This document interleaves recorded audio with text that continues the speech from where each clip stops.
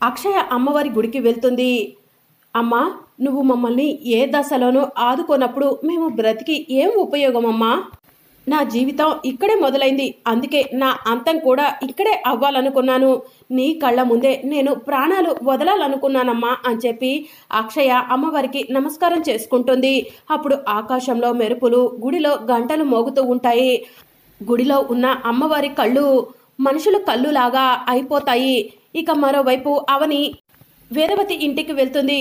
ఆ సమయంలో వేదవతి అవనిని చూస్తూ ఉంటే, నువ్వు అన్న మాటలకు నా కూతురు అక్షయ తన మనసును చిన్నబుచ్చుకొని ఇంటి నుంచి వెళ్ళిపోయింది అని చెప్పి చెప్తూ ఉంటుంది. అంటే శాశ్వతంగా చచ్చిపోవాలనుకుందా అని నిహారిక అవనిని అడుగుతూ ఉంటుంది. ఏయ్, పిచ్చి పిచ్చి కూతలు కూసావంటే చంపేస్తాను అని చెప్పి అవని నిహారిక గొంతు పట్టుకుంటుంది.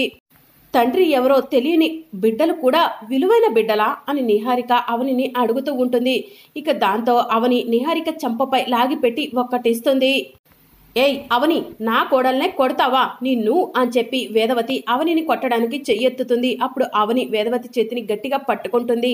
మరి అప్కమింగ్ ఎపిసోడ్లో ఏం జరగబోతుందో తెలుసుకోవాలనుకుంటున్నారా? అయితే ఛానల్ను సబ్స్క్రైబ్ చేసుకొని సపోర్ట్ చేయడం మర్చిపోకండి. Thank you for watching.